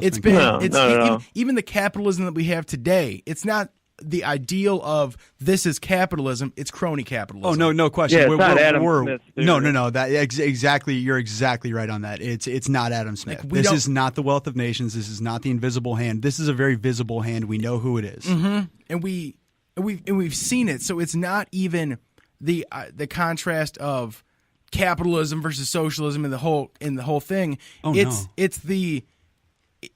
the third party interests that control the large scale capital have used the idea of socialism, communism to con everybody into believing that the state will then protect them, provide and protect from the wealthy look to the capitalists. State rather than themselves as a means of production. Absolutely. But what we've seen in that is we've seen through history is that it does not end well. It doesn't. No, even under Germany, they say it was a socialist state. It was not, because Hitler didn't go after the large scale manufacturing that was in his country. He didn't nationalize that. No. He didn't nationalize that at all. So, it was not true socialism. So it wasn't even true socialism. Nazi Party. So we can almost agree that true capitalism has never really been achieved. It's been bought up, and true socialism has never even really been achieved. Never once. So how can everybody, even today in this modern age of information, still go along with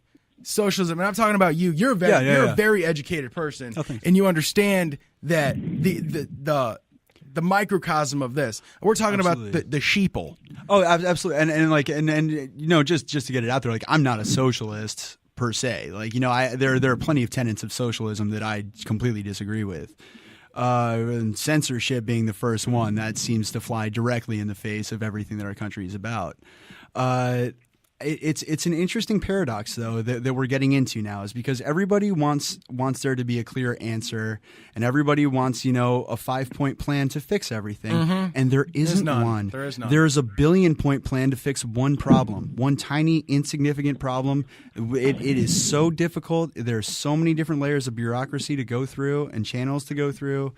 And you're relying on other people to make deals. And if you've ever had to use, or rely on another person in a deal-making situation, you know exactly what's going to happen. It's going to go awry 1 billion different times. And so as we're progressing, like with society, I don't think that we're ever going to achieve pure capitalism. I don't think we'll ever achieve pure socialism. I think where it really comes down to, and me and David had this conversation before, and we've tried to figure out what's going to work and what's not going to work, and breaking through all different types of political theories and ideologies and whatnot. And we figured out, well, nothing's going to work, first off. You're just going to screw yourself in the end somehow, some way. That's pretty true, yeah. And I think it really comes down to the fact of not even political anymore, but actually on an individual character, moral basis of people that needs to honestly have a good looking at. Like, not saying that somebody needs to force it upon them, but that I think we need to look at ourselves a lot more than we're looking at the world around us. We're always trying to, especially in schools these days, it's always like, oh, well, what is this country doing wrong? What is this? What is this? It's never, what is me as the individual doing? What am I doing? What am I doing to better things? And I think that's where we really start seeing the breakdown of society. I mean, you could almost say, the 7 deadly sins are pretty much what plague us all in, the greed, the corruption, everything that goes on is kind of these faults within us that we're not paying attention to. I can see that. Definitely even with social media, how everybody's eyes are over there. Nobody has ever looked in on themselves and said, okay, well, what am I doing wrong? What do I need to do better to make things better? Everybody says, oh, we'll leave it up to them. We'll leave it up to the state and these corporations and these governments. They can fix it for us. But really it comes down to you need to fix it for yourself. And then even goes back to individual responsibility. With freedom comes responsibility. And people have abdicated their responsibility. Yeah. So then they've abdicated their freedom. Well, this is a little bit tangential, but I feel like it really applies here. Is like a good example of that would be the current sharing economy. For instance, it's something that like everybody loves Uber. I just got up to Chicago, and everybody is Ubering everywhere, or Lyfting, or one of the things to get to some other place. And the thing is that strikes me as strange is that it's a completely unregulated industry. And for instance, like the guy who shot 6 people in Kalamazoo, I heard about that. Was after he had committed those grisly murders, was giving people Uber rides. How would you have liked to have taken a ride with that guy? And my entire point is that we used to have a great regulatory industry. Did taking cabs suck? Yeah, they smelled terrible. The guy was generally surly and everything, and you felt like you were going to die about 17 times every ride, even if it was only 2 blocks. But at least that guy had insurance and was liable, like with Uber and the current sharing economy. And that's honestly as close to a free market as we're going to see. And so what we're seeing with that free market is that while there are people out there making a lot of money, there are a lot of people out there not sharing risk. It is entirely incumbent upon the driver to do so. And as a result of that, the company itself is able to be unbelievably profitable. It's actually, I believe, estimated to be worth, what is it, it's over $1 billion now, I know for sure. I don't know what the exact number on the evaluation of Uber is, but it's huge. And when you consider the fact that their drivers make an average, I think it's like $22K a year. I mean, their margins are absolutely ridiculous. And that's like when we enter into a sharing economy or a more, equitable distribution of labor, you have to wonder, what does that mean for the people who actually control the means of production? Now, how are we helping ourselves, or are we hurting ourselves more by doing that? That's hard. I could see the helpful end of it because it definitely allows for more of a freer market. Of course. But I can see the harmful effects of it because it definitely it negates an entire industry, the cab industry. Oh, and how many jobs that is, and how many people are losing jobs because of Uber, and it has come up. And that's almost a good thing about a free market, is because it breeds competition, and it breeds the next best thing. It does, and it's brought down fair prices. You can now get from one end of like the south side of Chicago to the north end for about $10 cheaper than you could when it was just cabs. Even when the cabs, and I mean, with cab companies, it was almost a monopoly on transportation. Yes, almost entirely with the medallions, especially. Exactly, in the cities. And now that we've had Uber, we've had almost a breakup of that monopoly. Exactly right. And the fare price has been driven down. But the thing that we haven't not paid attention to are the 25 million people who work in the transportation industry in this country. That is a massive, massive percentage of our country who works in this. And what happens when Google comes out with their self-driving car? Now is Uber such a great idea? Are you for self-driving cars? Actually, I'm mixed on self-driving cars. Do I like the idea of being able to pass out and wake up in California? I do.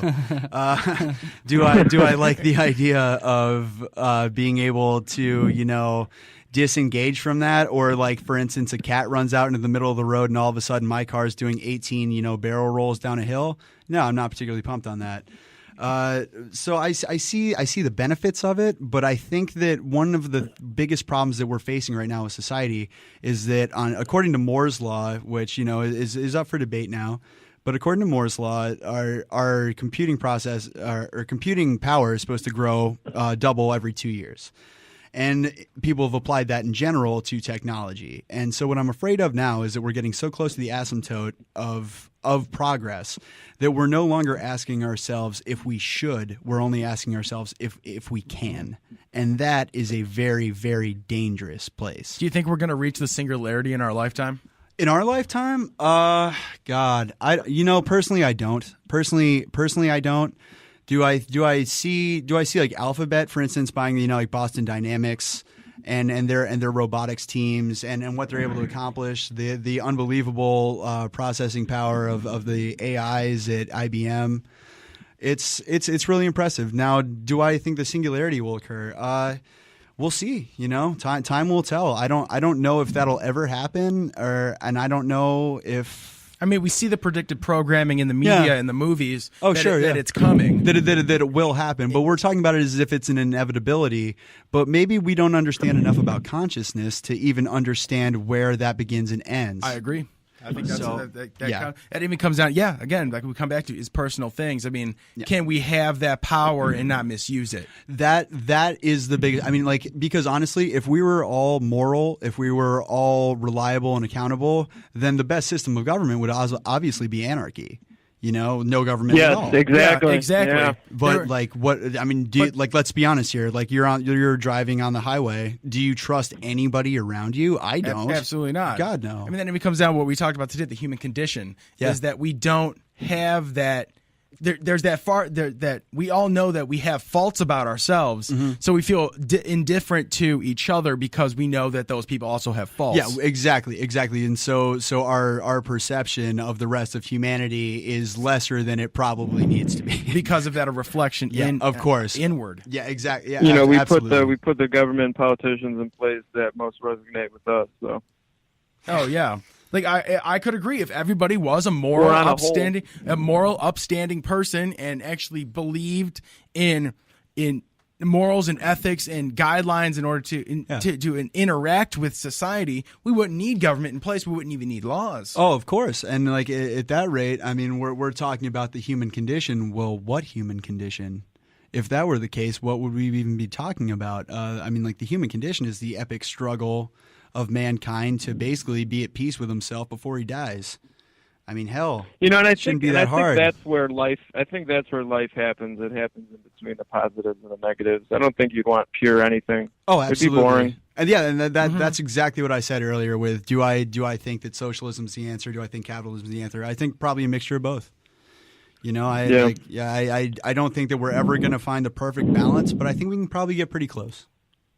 I agree that we should be striving for a new ideal, but the thing is, we know these politicians are liars. 100%. We know that these corporations and these PACs that fund these politicians and the people above the corporations. I mean, even in the CFR and these giant FBI, CIA groups that control politicians, we know these are liars as well. 100%. Yes. So they're using a good ideal. Just like how people say that, communism has never worked because it's never been implemented well. It's because they've used the ideal, the dangling of the carrot to coerce the masses in order to go along with their plan, which has been a lie and will bring about almost the enslavement of society as in general. But anyway, this has been a great conversation. Yeah, thank you for having me. Matt, thank you so much. Yeah, thanks, man. Alex, thanks for calling in, as always. Thank you. Anyway, we'll be back next week, Monday, 2 to 4 p.m. Central Standard Time. Feel free to check out all of the great shows on 247thestream.com. If you missed any shows on InformNation,